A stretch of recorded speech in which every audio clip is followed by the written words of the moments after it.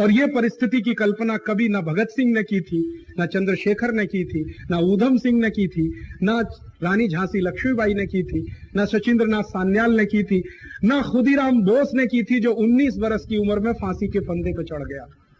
आप जानते हैं हिंदुस्तान की आजादी के इतिहास में सबसे छोटे उम्र का शहीद खुदीराम बोस था, जो 19 बरस और 2 महीने का था जब उसको फांसी हो गई थी लंदन में। सबसे कम उम्र का था।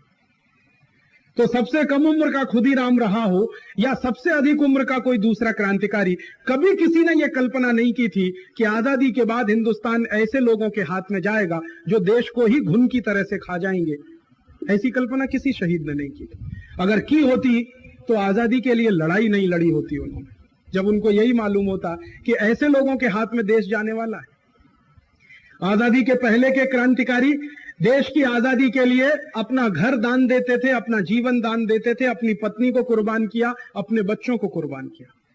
और आजादी के बाद के ये नेता अपना घर भरने के लिए, अपना परिवार भरने के लिए देश को दांव पर लगा सकते हैं, देश की अस्मत को दांव पर लगा सकते हैं, देश के स्वाभिमान से सौदा कर सकते हैं, देश के आत्मसम्मान को भी बेच सकते हैं। तो कितना बड़ा फर्क है 1947 से पहले के भारत में और 1947 के बाद के भारत में। इसलिए मैं कई बार तो लोगों से कहता हूं कि आजादी आई है लेकिन वो कहीं खजूर में अटक गई है। गिरी जरूर लेकिन खजूर में अटक गई, हम तक नहीं पहुंची हो। आजादी हमने कहां देखी? हम तो वही भ्रष्टाचारी भारत देख रहे हैं जो अंग्रेजों के जमाने में था। मेरे पास 1930 के कुछ दस्तावेज हैं। 1930 में हमारे यहाँ संसद चला करती थी और संसद की यही बिल्डिंग हुआ करती थी जो आज भी है।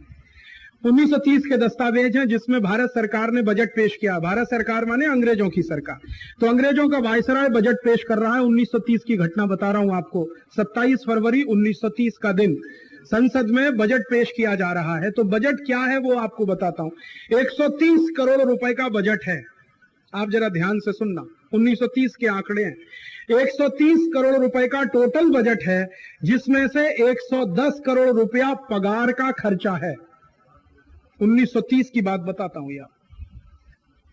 तो जब अंग्रेजों का शासन चलता था तो 130 करोड़ के बजट में 110 करोड़ रुपया पगार का खर्चा होता था।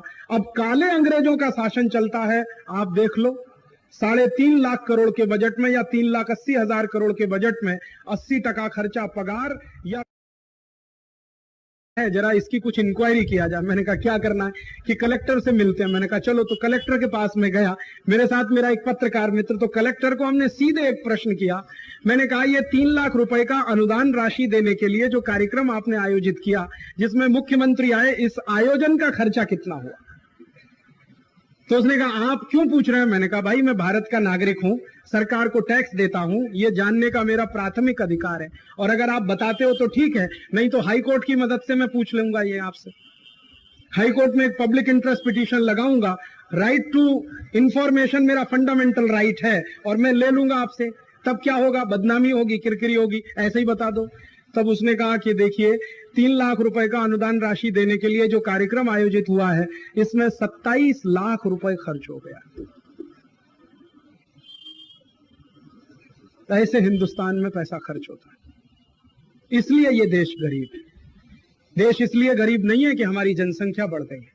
देश इसलिए गरीब है कि हमारे खून पसीने की कमाई का पैसा हमारे ही देश के नेता जिस बर्बादी से खर्च कर रहे हैं, या तो घूस लेकर या रिश्वत लेकर या भ्रष्टाचार करके, नहीं तो अपनी पगार लेकर, नहीं तो तमाम दूसरे तरीकों से खर्च करके, उसी ने हिंदुस्तान को डुबो दिया है।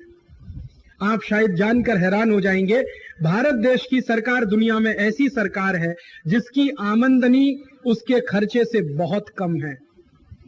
भारत सरकार का एक दिवस का खर्चा जानते हैं कितना है? राष्ट्रपति, उपराष्ट्रपति, प्रधानमंत्री, उसके 84 मंत्री, फिर 800 संसद सभ्य, फिर उसके बाद 28 मुख्यमंत्री जिनको मैं भारत सरकार मानता हूं, 28 राज्यपाल, और फिर 4120 धारा सभ्य, 14,000 म्युनिसिपल कॉर्पोरेटर। ये पूरी की पूरी जो प्लाटून हमारे देश में रहती है, ये जो पूरी फौज है बिना बंदूक और बिना हथियार की। आर्मी वाले तब भी सेना पे कुछ काम करते हैं, बंदूक चलाते ये तो कुछ नहीं करते। निकम्मे निठल्ले लोग, एकदम निकम्मे और निठल्ले, कुछ करते नहीं। संसद में भी गाल बजाने के अलावा कुछ नहीं करते, और वो भी बहस ऐसे ऐसे मुद्दों पर जहां कोई जरूरत नहीं, और जहां जरूरत है वहां बहस नहीं। तो जो बिल्कुल निकम्मे निठल्ले लोग हैं उनका एक दिवस का खर्चा 1800 करोड़ रुपए का है। एक दिवस का टोटल खर्चा हिंदुस्तान, 18 अरब रुपया हिंदुस्तान की सरकार, राष्ट्रपति से लेकर और नीचे जो आपके गांव में म्युनिसिपल कॉर्पोरेटर है वहां तक का कुल खर्चा एक दिवस का 18 अरब रुपया है।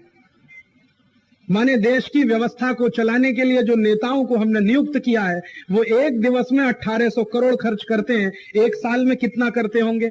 18 अरब में 365 का गुणा कर लो, 365 मल्टीप्लाइड बाई 18 बिलियन रुपीस, इतना खर्चा है।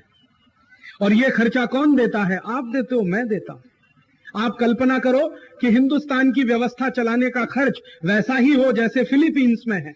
मैंने आपसे कहा कि फिलीपींस का राष्ट्रपति सवेरे 7 बजे से 10 बजे तक खेत पे काम करता है, अपनी जीविका के लिए खुद कमाता है, 10 बजे ऑफिस में आके बैठता है, 5 बजे तक राष्ट्रपति होता है, शाम को 5 बजे जाकर फिर खेत पे काम करता है, फिर अपनी जीविका चलाता है। अगर यही कायदा, यही नियम हिंदुस्तान में हो तो कि हर एक नेता को अपनी जीविका चलाने के लिए मेहनत करनी पड़ेगी और नहीं कर सकता तो उसको जरूरत नहीं है नेता बनने की। हम तो नहीं कहने जा रहे हैं कि आप नेता बनिए हमारे। और हिंदुस्तान की बड़ी विचित्र व्यवस्था है कि इस देश में जिस आदमी को आप किसी स्कूल में पटा वाला नहीं बना सकते क्योंकि उसके पास 4 क्लास पास का सर्टिफिकेट नहीं है, उसको आप मुख्यमंत्री बना सकते हैं गुजरात का, उसको आप हिंदुस्तान का फाइनेंस मिनिस्टर बना सकते हैं, उसको हिंदुस्तान का प्रधानमंत्री भी बना सकते हैं, राष्ट्रपति भी बना सकते हैं।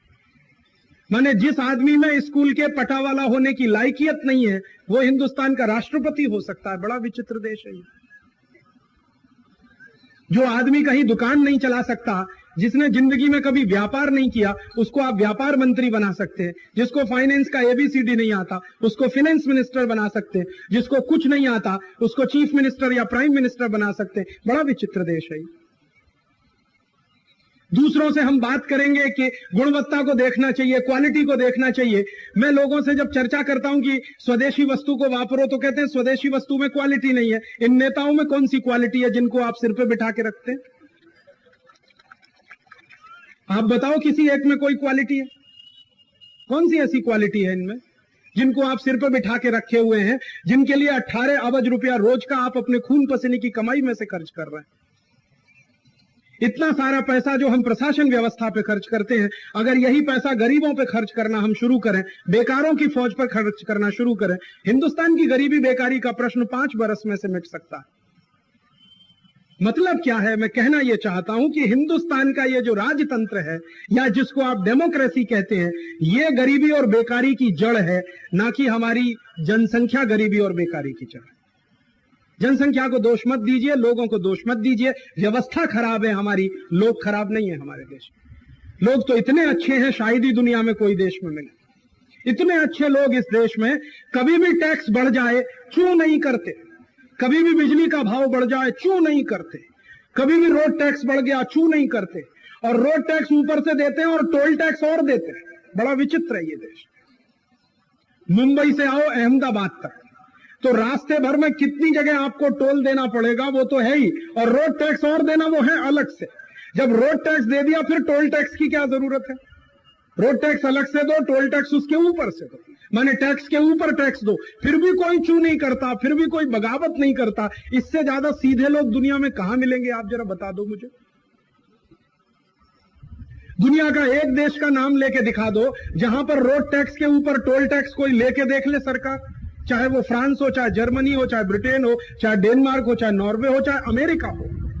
लेके तो देख ले, रोड टैक्स अलग से लिया और टोल टैक्स लेके देख ले कोई सरकार। हंगामा हो जाएगा, कुर्सी हिल जाएगी, गद्दी हिल जाएगी, राष्ट्रपति को इस्तीफा देना पड़ जाएगा। लेकिन ये हिंदुस्तान की ही प्रजा है कि टैक्स पे टैक्स लगाते जाओ, लगाते जाओ, लगाते जाओ। चाहे व्यापारी हो, चाहे उद्योगपति, चाहे साधारण किसान हो, चाहे मजदूर, हर एक आदमी टैक्स देता जाता है, देता जाता है, देता जाता है। बस ये मान लेता है कि हमारी किस्मत ऐसी है, हमको भगवान ने ऐसा ही कर दिया, हमको भगवान ने वैसा कर दिया। इतना सीधा साधा आदमी जो नेताओं को दोष नहीं देता, किस्मत को दोष देके चुपचाप बैठा रहता, अपनी गरीबी का कारण भी अपनी किस्मत को मानता। ये नहीं मानता कि ये खराब व्यवस्था मेरी गरीबी का कारण है। तो इतने सीधे साधे, इतने भोले भाले, इतने मेहनत करने वाले लोग हिंदुस्तान में जिस परिस्थिति में रहते हैं वो कल्पना के बाहर है।